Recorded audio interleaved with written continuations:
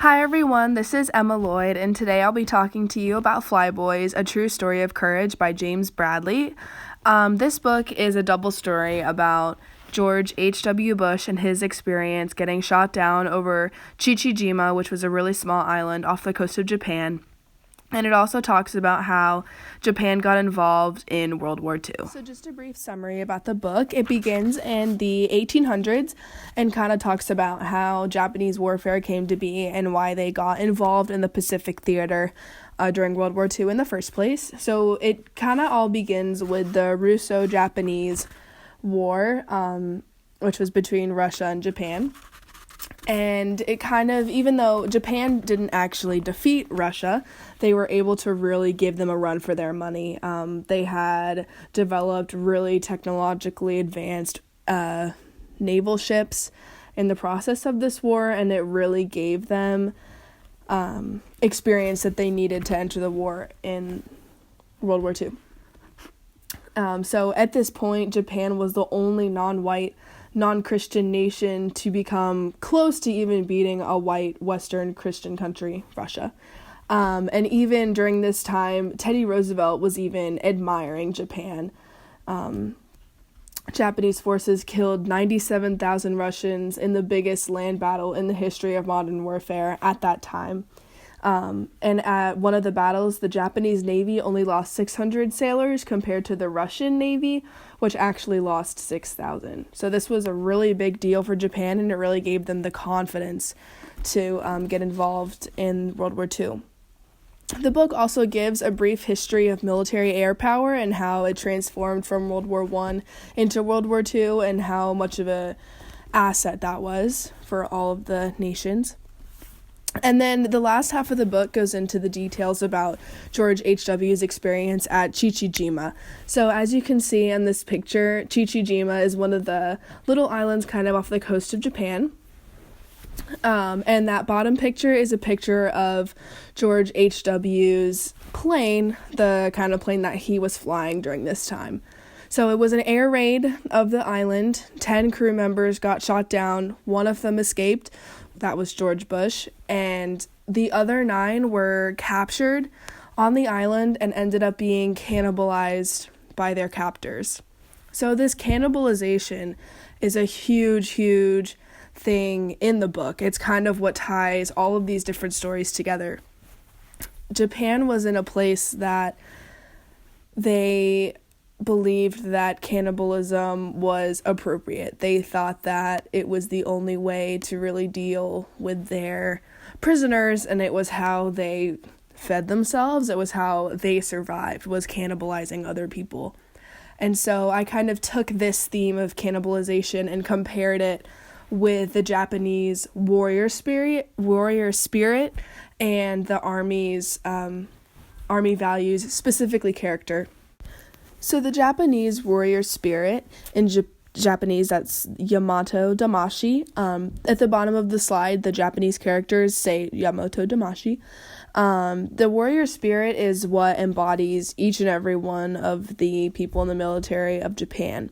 They all believe that their emperor was a god, and they were prepared to serve them in any way. And this warrior spirit was really put into every child for their whole lives. War and patriotism were to be stressed in every single subject in school. Children learning to count would count bullets. Learning to read, they would read war stories.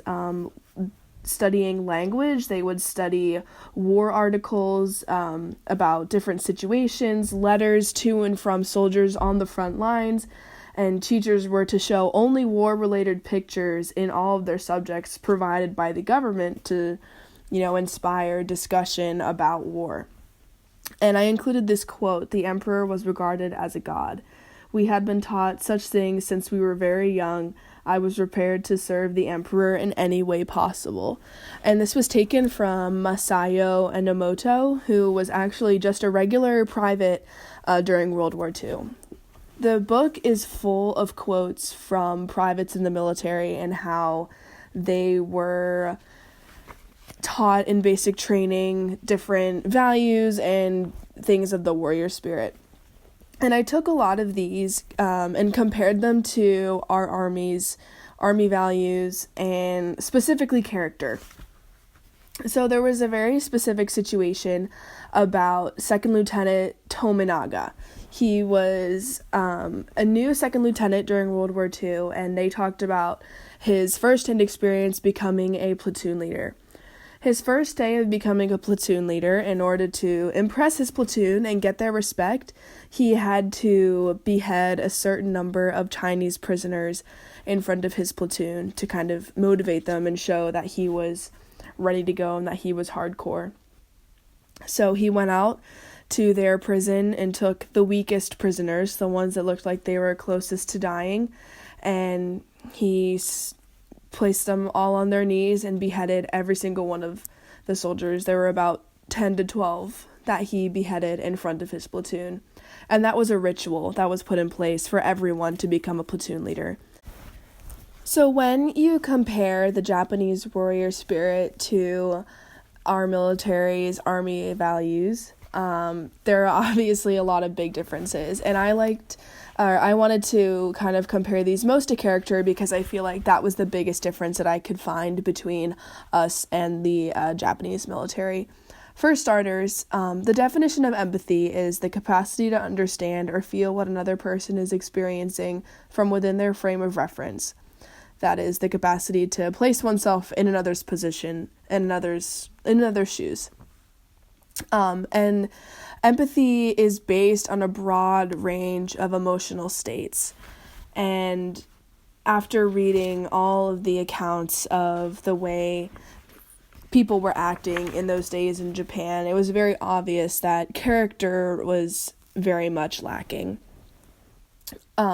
So as we all know, our warrior ethos really compels us to act as a soldier, as a warrior, and part of a team. The warrior spirit is completely different. It keeps their soldiers from feeling empowered by their service obligation, and it's more of a law. It's more of a duty. It's an embodiment.